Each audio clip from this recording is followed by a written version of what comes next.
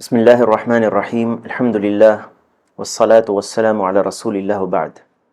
الملخص الفقہی جو شیخ صالح الفوزان حفظہ اللہ کی کتاب ہے، اس سے ہم لوگ آج کتاب الطہارہ میں داخل ہوں گے۔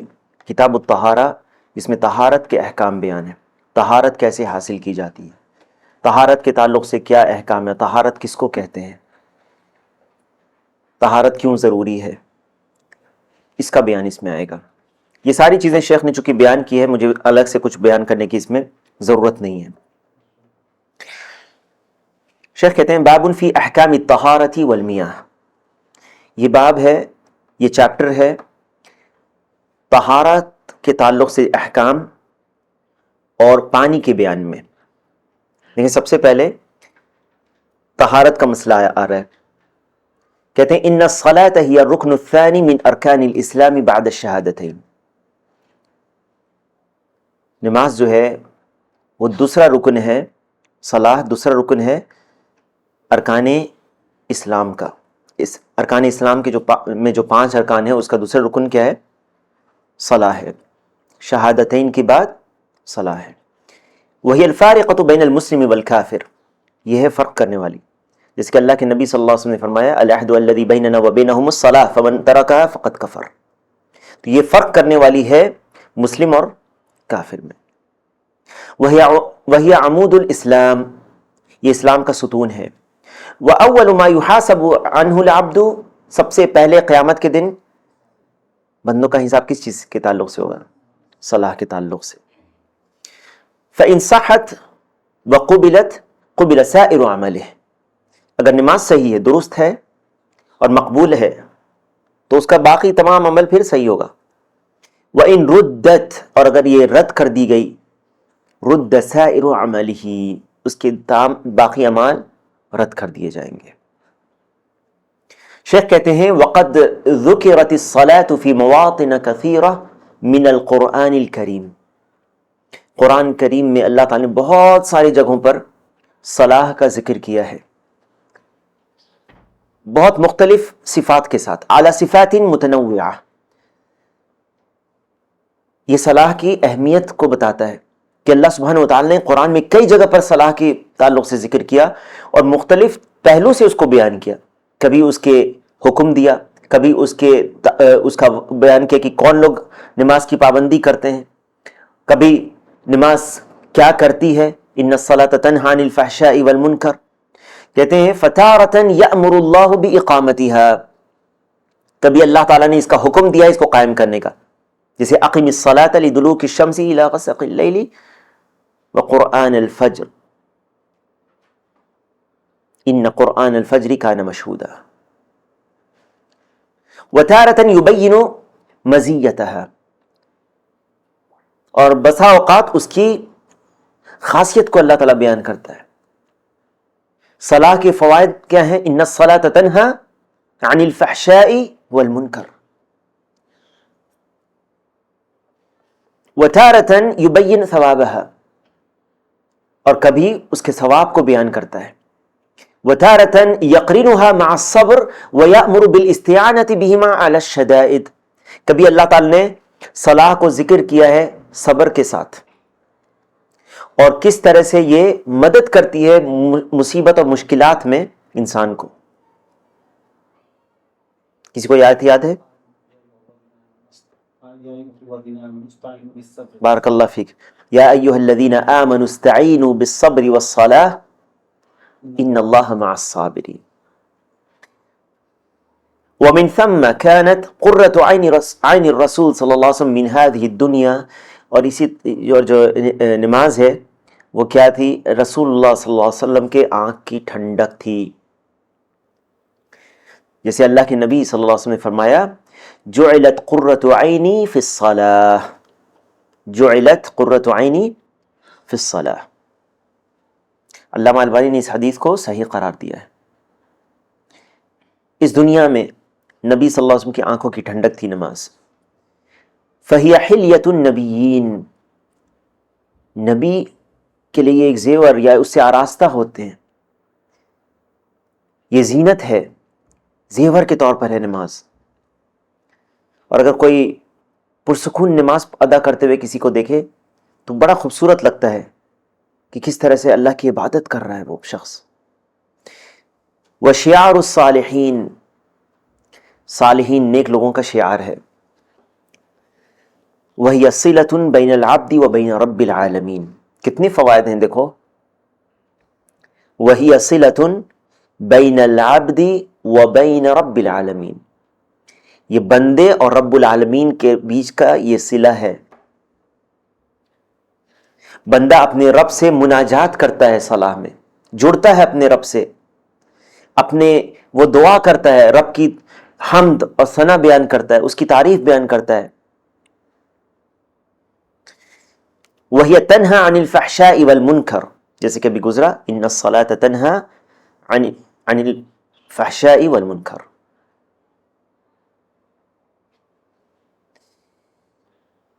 ولما كانت هذه الصلاة لا تصح الا بطهارة المصلي. اب آتے ہیں کہ یہ اہمیت کو پہلے شیخ نے بیان کیا. نماز کی اہمیت کیا ہے، اس کا مقام اور منزلت کیا ہے اسلام میں. اسلام کا دوسرا رکن ہے، اور جو نماز کو ضائع کر دیتا ہے اس کا کیا اسلام رہے گا. اللہ سبحانہ وتعالی نے ویل کا فویل للمصلین الذین هم عن صلاتهم ساہون، لاپرواہی کرتے اپنی نماز کے تعلق سے جو لوگ، یہ ویل ہے ان کے لیے. تو یہاں پر اس طرح سے اس کی پہلے خوبی کو بیان کیا، صلاح کے فوائد کو بیان کیا، تاکہ نفس جو ہے اس کے اندر شوق پیدا ہو کہ آپ کی نماز کیسے صحیح ہوگی. اتنی عظیم چیز ہے یہ، اللہ کی عبادت ہے، اس کے یہ فوائد ہیں. تو ہم اپنی نماز کے لیے اس بات سے آگاہ رہیں کہ بعض چیزیں ہیں جو نماز کو باطل کر دیتی ہیں، اور بعض چیزیں جو نماز جس کے بغیر صحیح نہیں ہوتی، اور جن چیزوں کے بغیر نماز صحیح نہیں ہوتی ان میں سے ایک طہارت ہے. اسی لیے شیخ کہتے ہیں وَلَمَّا كَانَتْ هَذِهِ الصَّلَاةُ لَا تَصِحُّ إِلَّا بِطَهَارَةِ الْمُصَلِّ. اور جب نماز نہیں صحیح ہے اس وقت تک جب تک مصلی جو نماز پڑھنے والا ہے وہ طہارت کی حالت میں نہ ہو، طاہر نہ ہو، پاک نہ ہو، من الحدث والنجس حسب القدرت علی ذلك. اب شیخ نے دو چیزوں کو ذکر کیا. طہارت دو چیزوں سے، پہلی چیز من الحدث اور دوسری چیز نجاست سے. حدث اور نجس دونوں میں کیا فرق ہے؟ حدث کس کو کہتے ہیں؟ حدث کس کو کہتے ہیں؟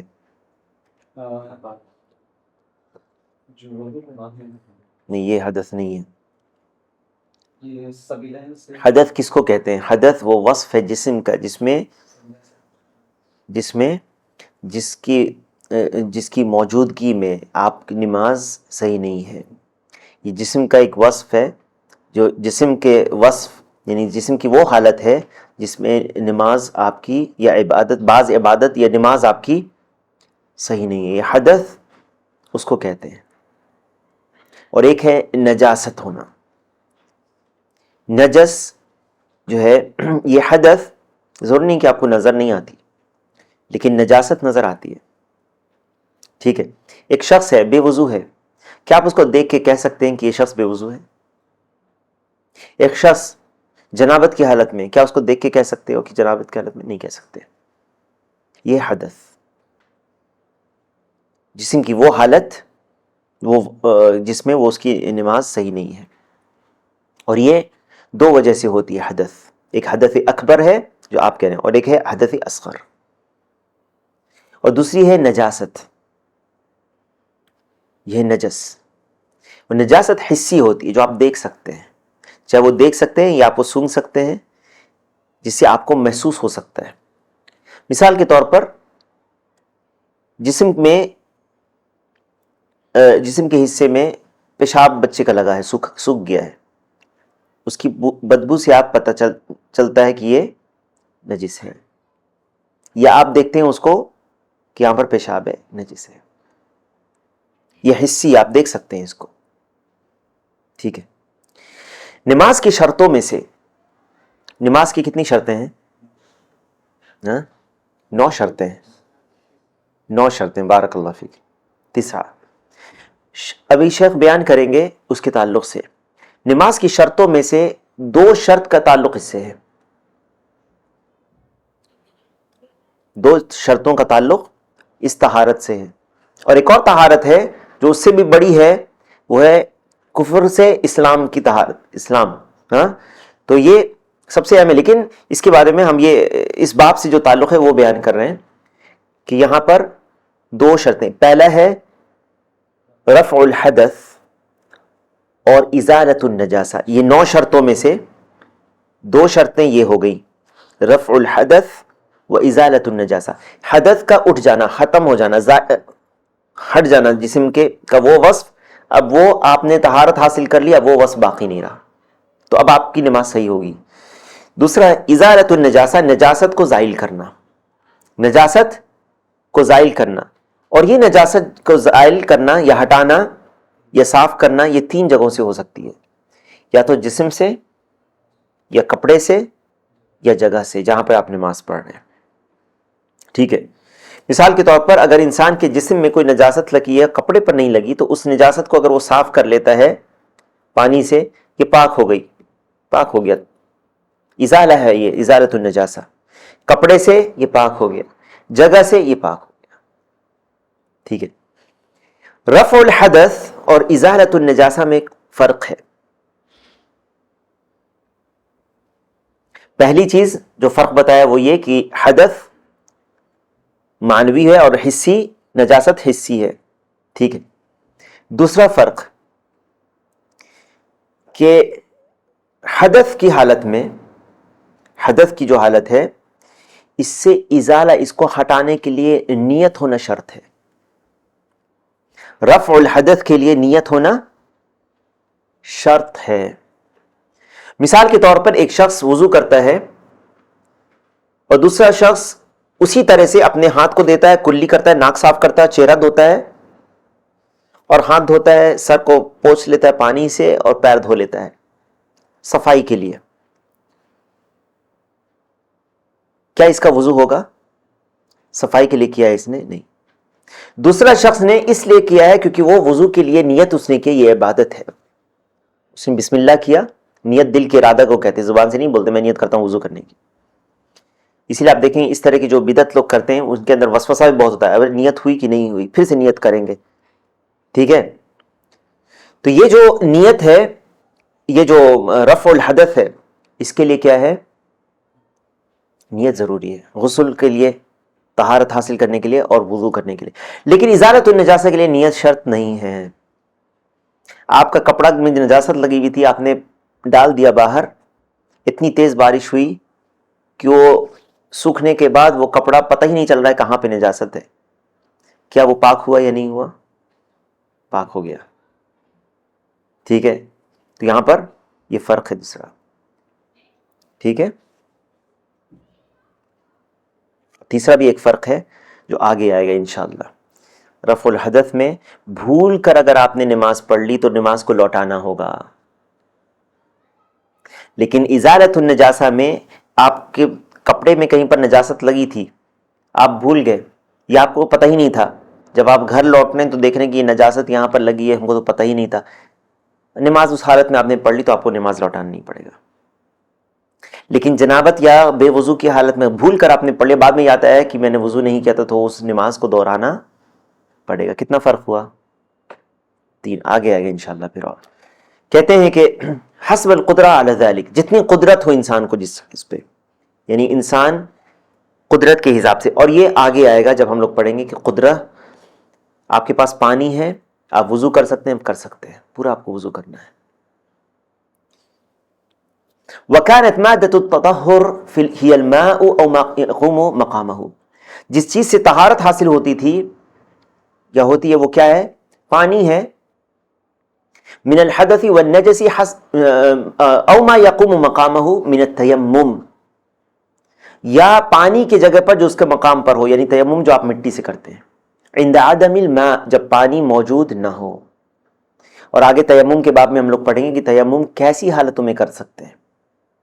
کیا صرف پانی موجود نہیں ہے تبھی تیمم ہوگا، یا بسا اوقات ایسی حالت ہوتی ہے بعض انسان کی کہ پانی موجود ہے لیکن پانی سے نقصان پہنچتا ہے، تو ایسی حالت میں کون سی حالت ہے جس میں تیمم کر سکتا ہے، وہ آگے آئے گا انشاءاللہ۔ صار الفقهاء رحمهم الله يبدؤون بكتاب الطهارة لأنها لما قدمت الصلاة بعد الشهادتين، کہتے ہیں کہ لأنها لما قدمت الصلاة بعد الشهادتين على غيرها من بقية أركان الإسلام ناسب تقديم مقدماتها ومنها الطهارة، جب شہادتین کے بعد لا الہ الا اللہ محمد رسول اللہ کی گواہی کے بعد صلاح کی یہ اہمیت ہے کہ باقی تمام ارکان اسلام سے پہلے صلاح ہے سوائے شہادتین کے، اسی لیے یہ مناسب لگتا ہے کہ سب سے پہلے جو صلاح ہے اس میں جو سب سے اہم چیز ہے کیا ہے، اس کے لیے جو اصل میں صلاح کے لیے ضروری ہے طہارت، اس کا ذکر کیا جائے۔ فہی مفتاح الصلاح، یہ صلاح کی مفتاح ہے، چابی ہے۔ کما فی الحدیث مفتاح الصلاۃ الطہور، طہارت صلاح کی چابی ہے۔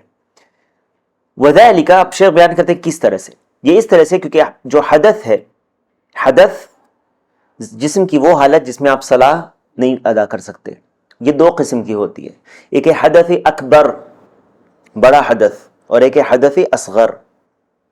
حدث اکبر وہ حدث ہے جس سے غسل واجب ہوتا ہے، بغیر غسل کے آپ صلاح کی ادائیگی نہیں کر سکتے،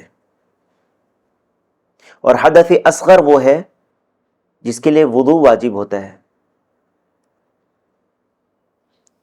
جس چیز سے غسل واجب ہوتا ہے وہ چار چیزیں ہیں، کون کون سی ہیں، کون بتائے گا؟ جنابت کی حالت، کچھ جنابت کی حالت تو سب میں ہے، یہ جماع، دوسری بات نزول منی کا نزول، تیسری حیض، چوتھا نفاس۔ یہ چار حالتیں ہیں جس میں غسل واجب ہوتا ہے نفاس سے پاک ہونے کے بعد، ٹھیک ہے، اسی طرح سے حیض سے پاک ہونے کے بعد غسل واجب ہو جاتا ہے۔ یہ حدث اکبر ہے۔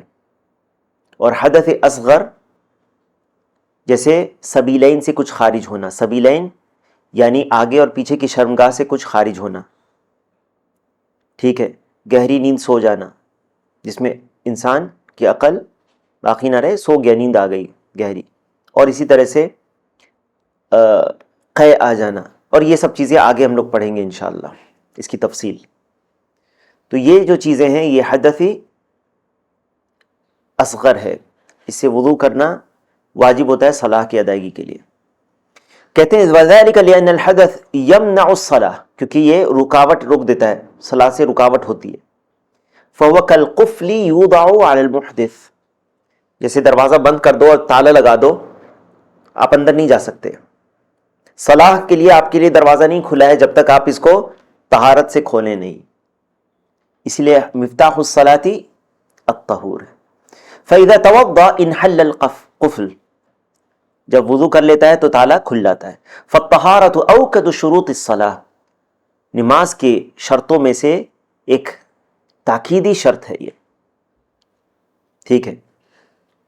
والشرط لا بد ان يقدم على المشروط، شرط کس کو کہتے ہیں؟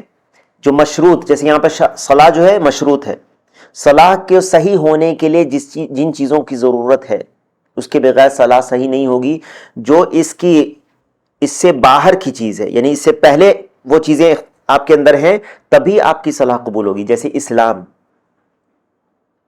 نماز کی جو شرطیں اس میں سے اسلام، عقل، تمیز یعنی حق صحیح اور غلط میں فرق، اب نماز پڑھ رہا ہے اس کو پتہ نہیں نماز میں کی حالت میں وہ بات کر رہا ہے، کچھ آپس میں بڑبڑا رہا ہے، کوئی شخص جو مجنون ہے جیسے، یا بچہ ہے تو اس کی نماز، تو یہ تمیز کرنا۔ اسی طرح سے رفع الحدث، ازالۃ النجاسہ، ستر العورہ، استقبال القبلہ، دخول الوقت اور نیت، یہ ہو گئے، ٹھیک ہے۔ تو اس میں یہ دو چیزیں ہیں، یہ ساری چیزیں جو ہیں نماز سے پہلے کی ہیں، یہ شروط ہیں نماز کے۔ ومعنى الطهارة لغة، لغت میں کس کو کہتے ہیں طہارہ؟ النظافة والنزاهة عن الأقدار الحسية والمعنوية، عن الأقدار الحسية والمعنوية. کہتے ہیں نظافہ یا صفائی ہے یا نزاہہ یا گندگی سے پاکی اختیار کرنا ہے، چاہے وہ گندگی حسی ہو جس کو آپ دیکھ رہے ہوں، جسے ابھی بتایا میں نے تھوڑی دیر پہلے کہ جسم یا کپڑے یا بدن پر لگی ہو، یا معنوی ہو، معنوی جیسے جنابت کی حالت. ٹھیک ہے. اور لغت کے اعتبار سے اگر کہیں گے تو اس میں شرک تو سب سے بڑی نجاست ہے، شرک تو اس سے بھی بڑی نجاست ہے.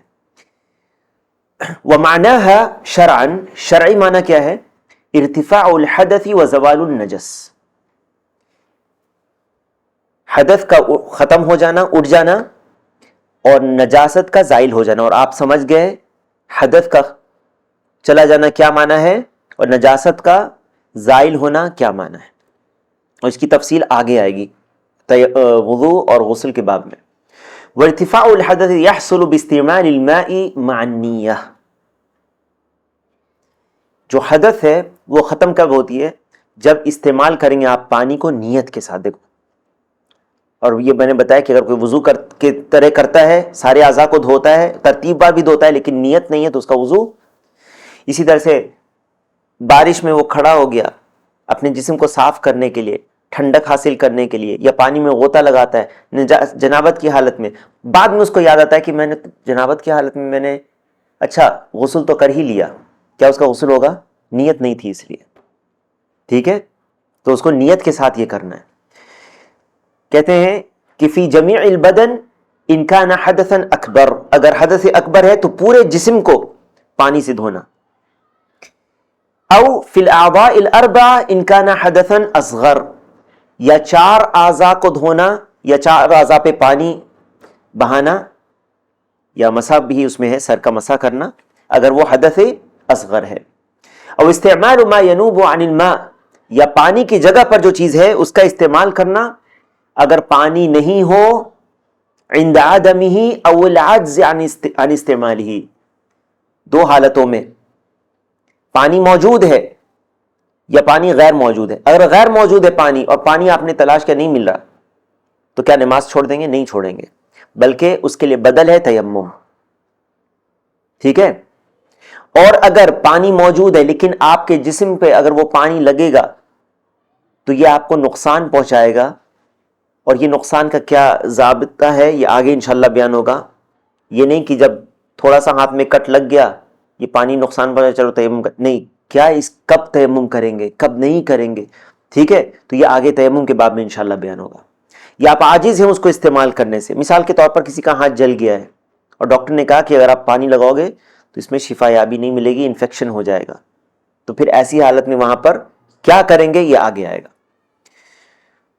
وہ التراب، جو بدل ہے کیا ہے؟ مٹی ہے.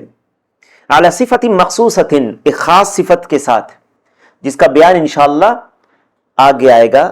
شیخ کہتے ہیں حدثین سے طہارت کے حاصل کرنے میں. اس کے بعد کہتے ہیں وغرضنا الآن بیان صفت الماء الذي يحصل به التطہر والماء الذي لا يحصل به ذلك. اس باب میں یہاں پر جو بیان ہو رہا ہے وہ کیا بیان کرنے والے ہیں شیخ؟ پانی کا بیان، کہ کون سے پانی سے طہارت حاصل کر سکتے ہیں اور کون سے پانی سے طہارت حاصل نہیں کر سکتے. دیکھو جب طہارت کو مقدم کیا باقی چیزوں پر، تو طہارت جس چیز سے حاصل ہوتی ہے اس کو سب سے پہلے مقدم کیا اس کے وصف کو بیان کرنے میں کہ کیسا پانی ہونا چاہیے.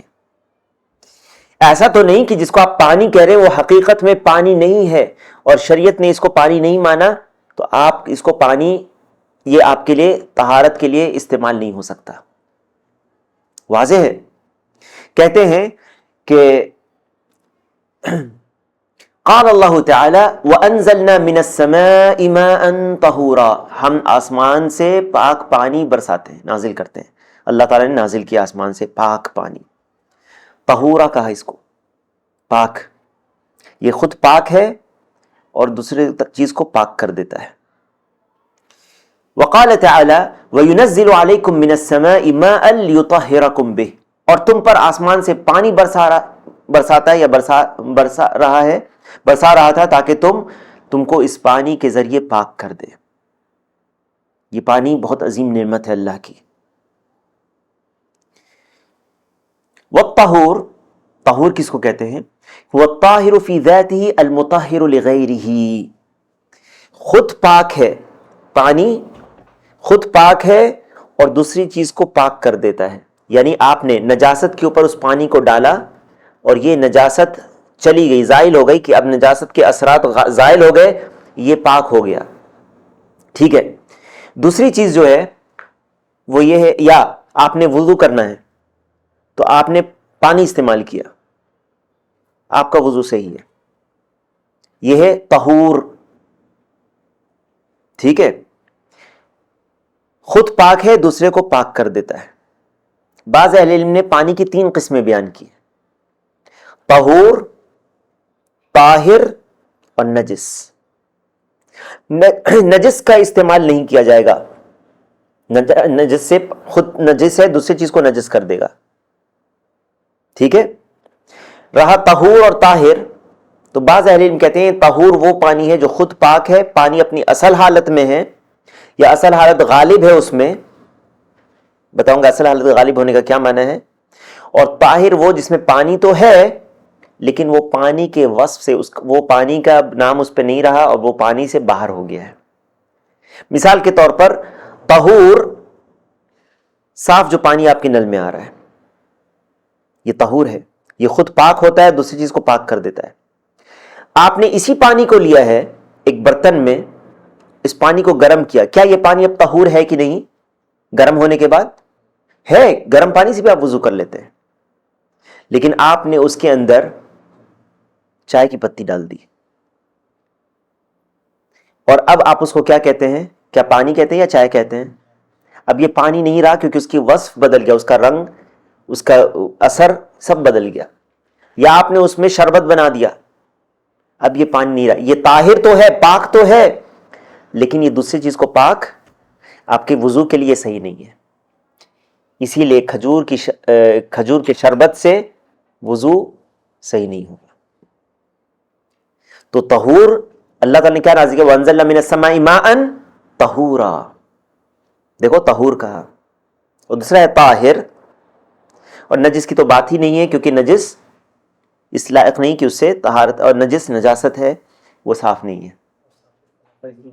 آئے گا آگے انشاءاللہ. کہتے ہیں شیخ کہ وَهُوَ الْبَاقِي عَلَى خِلْقَتِهِ، اللہ تعالیٰ نے جسے پیدا کیا اس کی حالت پر وہ باقی ہے پانی. ای صفته التي خلق علیہا، جس صفت پر اللہ نے اس کو پیدا کیا ہے. سواء كان نازلا من السماء كالمطر، چاہے وہ پانی آسمان سے بارش کے طور پر نازل ہوتا ہو جیسے بارش ہے، او ذوب الثلوج، یا برف کا پگھل کر کے آ گیا ہو، پگھلا ہوا برف ہو، والبرد اسی طرح سے پگھلا ہوا برف ہو، اولا ہو، یہ سب. او جاریا فی الارض کماء الانہار، یا ندی میں بہہ رہا ہو، والعیون، یا چشمے جیسا نکل رہا ہو، والآبار، کنواں یا سمندر سے لیا گیا ہو. یہ سب کیا ہے؟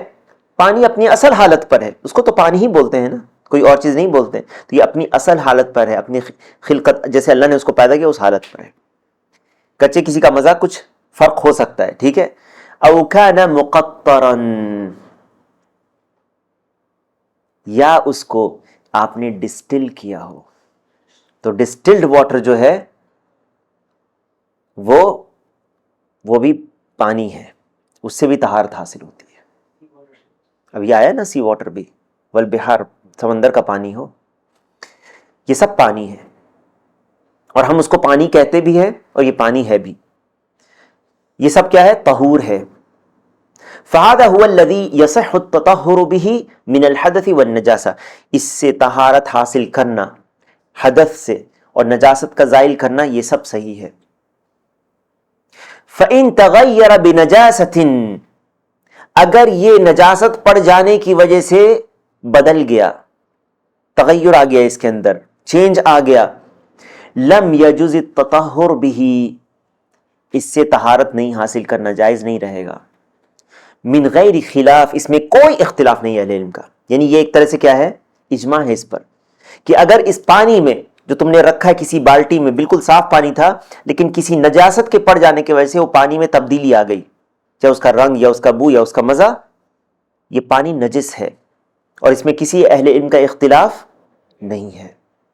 وَإِن تَغَيَّرَ بِشَيْءٍ طَاهِرٍ لَمْ يَغْلِبْ عَلَيْهِ، لیکن اگر کوئی پاک چیز اس میں پڑ گئی جس کا اثر غالب نہیں ہے اس پر، فَالصَّحِيحُ مِنْ قَوْلَيْ الْعُلَمَاءِ صِحَّةُ التَّطَهُّرُ بِهِ أَيْضًا۔ مثال کے طور پر بالٹی میں پانی رکھا ہوا ہے اور اس میں پتا پڑ گیا اوپر سے، یا بالٹی میں پانی رکنے کی وجہ سے کائی جم گئی اور کائی میں اس کا مزہ آ گیا ہے پانی میں، لیکن ابھی یہ پانی ہی ہے، گرچہ اس کا مزہ تھوڑا بدل گیا ہو لیکن غالب یہ کیا ہے، پانی کا وصف غالب ہے اس پر، تو یہ پانی ہے، یہ کیا ہے، پانی ہے یہ، اور اس سے طہارت صحیح ہوگی۔ علماء کے صحیح قول کے مطابق شیخ کہہ رہے ہیں فَالصَّحِيحُ مِنْ قَوْلِ الْعُلَمَاءِ، تو صحیح قول یہ ہے، علماء کے دو اقوال ہیں اس میں صحیح قول یہ ہے کہ یہ اس سے طہارت حاصل کرنا صحیح ہوگا، کیونکہ یہ پانی کہلاتا ہے، ابھی بھی پانی کے وصف سے نہیں نکلا، ٹھیک ہے، پانی ہی ہے یہ۔ اگر یہ پانی کے اس پر غالب آ گیا وہ چیز کہ اب یہ پانی نہیں رہا، تو اب یہ پانی کے وصف سے نکل گیا ہے، اب یہ پانی نہیں کہلائے گا۔ تو جو بعض علماء جو تین قسم میں بیان کرتے ہیں، گرچہ یہ پانی تھا لیکن اب یہ طہور نہیں رہا، اب یہ طاہر ہو گیا اور اس سے وضو نہیں کریں گے، یہ خود پاک ہے لیکن دوسرے کو پاک نہیں کر پائے گا، ٹھیک ہے۔ جیسے چائے آپ کے جسم پہ گر گئی، کپڑے پر گر گئی، کیا آپ کو دھونا ضروری ہے نماز پڑھنے کے لیے؟ نہیں، یہ خود پاک ہے لیکن دوسرے کو چائے پاک نہیں کرتی، شربت، ٹھیک ہے، شربت سے وضو نہیں کریں گے۔ قال شیخ الاسلام ابن تیمیہ رحمہ اللہ اما مسألة تغیر الماء اليسیر او الکثیر بالطاہرات،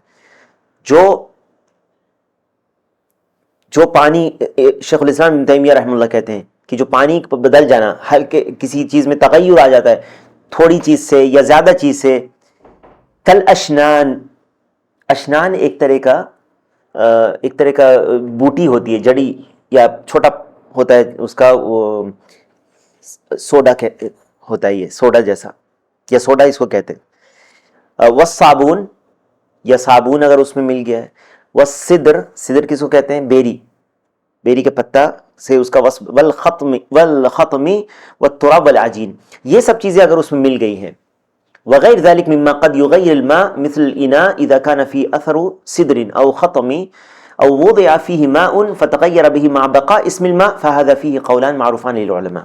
یہی بات جو آئی کہ اگر وہ بیری کے پتا پڑ جانے کی وجہ سے یا اس میں صابن کی وجہ سے تھوڑا سا اس میں بدل گیا اس کا وصف، لیکن پانی کہلا رہا ہے وہ، اور یہ پانی سے باہر نہیں ہوا ہے، پانی سے باہر نہیں ہوا۔ اب مثال کے طور پر اگر کوئی شخص ایسے صابن کے پانی میں جو صابن جو پانی نہیں کہلائے گا، اس سے اگر وہ اپنے آپ کو غسل کر لے، پانی کے وصف نکل گیا ہے، جیسے صابن کے پانی سے، حالانکہ ایسا نہیں ہوتا ہے، لوگ ایسا نہیں کرتے، لیکن ایسی چیز جس کو پانی کا وصف سے باہر ہو گیا، وہ اب پانی نہیں رہا، تو اس سے غسل نہیں ہوگا۔ لیکن اگر اس میں تھوڑی بہت ملی ہوئی ہے کوئی چیز، جیسے بلیچنگ پاؤڈر مل گیا ہے، بلیچنگ پاؤڈر ملنے سے وصف بدل جاتا ہے کہ نہیں؟ بدل جاتا ہے، لیکن کیا اس سے غسل ہوگا کہ نہیں؟ ہوگا، کیونکہ وہ پانی ہی ہے، ٹھیک ہے۔ اسی طرح اگر تھوڑا پتا مل جائے، اس میں پتے کی وجہ سے تھوڑا رنگ پانی کا ہرا ہو گیا ہے، یا کائی جمنے کی وجہ سے تھوڑا سا پانی ہرا ہو گیا، یا تالاب کا پانی جو تھوڑا سا ہرا نظر آ رہا ہے، تو کوئی حرج نہیں ہے۔ تو یہ کہتے ہیں کہ اس میں جو اس طرح سے دو قول ہے علماء کا۔ پھر کہتے ہیں کہ جو راجح قول، ثم ذکرہما مع بیان وجہ کل قول، پھر دونوں قول کو بیان کرتے ہیں، دونوں کی جو، پھر ورجح القول بصحۃ التطہر به، پھر اس قول کو ترجیح دیتے ہیں ابن تیمیہ، جس میں ہے کہ یہ اس سے طہارت حاصل کرنا صحیح ہوگا۔ وقال هو الصواب، یہی صحیح ہے، کیونکہ اللہ تعالیٰ نے کہا وَإِن كُنتُم مَرْضَىٰ أَوْ عَلَىٰ سَفَرٍ أَوْ جَاءَ أَحَدٌ مِّنكُم مِّنَ الْغَائِطِ أَوْ لَامَسْتُمُ النِّسَاءَ فَلَمْ تَجِدُوا مَاءً فَتَيَمَّمُوا صَعِيدًا طَيِّبًا فَامْسَحُوا بِوُجُوهِكُمْ وَأَيْدِيكُمْ مِنْهُ، اور اگر تم بیمار ہو، یعنی اس کا معنی کیا ہے؟ اگر تم بیمار ہو یا سفر میں ہو یا تم میں سے کوئی قضائے حاجت سے آیا ہو یا تم نے عورتوں سے مباشرت کی جمع کیا ہو اور تمہیں پانی نہ ملے تو پاک مٹی کا قصد کرو، پاک مٹی کا قصد کرو یعنی تیمم کرو اگر پانی نہ ملے تو، اور پھر اس مٹی سے کیا کرو؟ فَامْسَحُوا بِوُجُوهِكُمْ وَأَيْدِيكُمْ مِنْهُ، اور اپنے چہرے اور ہاتھ کو اس میں مسح کرو۔ فلم تجدوا ماءً، کہا کہ جو فلم تجدوا ماءً ہے نکرہ فی سیاق النفی ہے، نکرہ ہے نفی کے سیاق میں جس کا معنی عموم ہوتا ہے، فَيَعُمُّ كُلُّ مَا هُوَ ماء، ہر پانی اس کے اندر شامل ہو جاتا ہے۔ لا فرق فی ذلک بین نوع و نوع، دو پانی میں فرق نہیں ہے اس میں، جب تک اس کو پانی کہیں گے وہ پانی ہے۔ فَإِذَا عَدِمَ الْمَاء، جب پانی موجود نہ ہو، او عاجز عن استعمالہ مع وجودہ، یا عاجز ہے وہ شخص استعمال نہیں کر سکتا گرچہ پانی موجود ہے، تو اللہ تعالی نے اس کا بدل مٹی رکھا ہے، علی صفت لاستعمال ہی، خاص صفت میں جس اس کو استعمال کیا جائے گا، جسے نبی صلی اللہ علیہ وسلم نے اپنی سنت میں بیان کیا اور جس کی وضاحت انشاءاللہ آگے کے باب میں آئے گی۔ یہ اللہ تعالیٰ کی طرف سے لطف ہے، ھذا من لطف اللہ بعبادہ، یہ اللہ تعالیٰ کی طرف سے یہ نرمی ہے اپنے بندوں کے تعلق سے، اور ان کے لیے حرج کو ختم کرنا ہے، یعنی بندہ تنگی میں پڑ جاتا اگر پانی استعمال کرنے کی نہیں ہوتا اور کوئی اور طریقہ نہیں ہوتا، تو اللہ نے ایک بدل یعنی جو تیمم ہے اس کو بھی مشروع کیا ہے۔ قال تعالی وَإِن كُنتُم مَرْضَىٰ أَوْ عَلَىٰ سَفَرٍ أَوْ جَاءَ أَحَدٌ مِّنكُم مِّنَ الْغَائِطِ أَوْ لَامَسْتُمُ النِّسَاءَ فَلَمْ تَجِدُوا مَاءً فَتَيَمَّمُوا صَعِيدًا طَيِّبًا فَامْسَحُوا بِوُجُوهِكُمْ وَأَيْدِيكُمْ إِنَّ اللَّهَ كَانَ عَفُوًّا غَفُورًا، اب یہ آیت گزر چکی۔ قال ابن حبیرہ، ابن حبیرہ الوزیر ابن الحبیرہ عناب اللہ کے بڑے امام میں سے گزرے، قاضی تھے، اور یہ بہت یعنی علم اور طلب علم اور تعلیم میں مشہور تھے۔ کہتے ہیں وَأَجْمَعُوا عَلَىٰ أَنَّ الطَّهَارَةَ بِالْمَاءِ تَجِبُ عَلَىٰ كُلِّ مَنْ لَزِمَتْهُ الصَّلَاةُ مَعَ وُجُودِهِ، اجماع ہے اس پر اہل علم کا کہ پانی سے طہارت حاصل کرنا واجب ہے ہر اس شخص کے لیے جس کے لیے نماز اگر پانی پاتا ہے، پانی موجود ہے تو صلاح کے لیے اس کے لیے واجب ہے پانی کا استعمال کرے۔ فَإِنْ عَدِمَهُ فَبَدَلَهُ، اگر پانی نہ ہو تو اس کی بدل یعنی طہارت میں تیمم کرے، جیسے کہ اللہ کا فرمان ہے فَلَمْ تَجِدُوا مَاءً فَتَيَمَّمُوا صَعِيدًا طَيِّبًا الآیہ، اور اللہ کا فرمان ہے وَيُنَزِّلُ عَلَيْكُم مِّنَ السَّمَاءِ مَاءً لِيُطَهِّرَكُم بِهِ۔ یہیں پر رکیں گے کیونکہ صلاح کا وقت ہو رہا ہے اور تھوڑا سا باقی ہے، اگلے درس میں اس کے ساتھ آگے ہم لوگ بڑھیں گے، ٹھیک ہے انشاءاللہ۔ اس کو ہلکا سا بیان کر کے آگے چلیں گے، اور اگلے والا بات چھوٹا ہے اس لیے اس کے ساتھ ہم اس کو جوڑ دیں گے۔ بارک اللہ فیکم و جزاکم اللہ خیرا۔ اللہ تعالی ہم سب کو علم نافع اور عمل صالح کی توفیق عطا فرمائے۔ اللہ تعالی ہمارا یہاں جمع ہونا قبول فرمائے۔ اللہم اغفر لجمیع المؤمنین والمؤمنات والمسلمین والمسلمات الاحیاء منہم والاموات، سبحانک اللہم وبحمدک، اشہد ان لا الہ الا انت، استغفرک واتوب الیک۔ اللہم صلی وسلم وبارک علی نبینا محمد وعلی آلہ وصحبہ اجمعین، والحمد للہ رب العالمین۔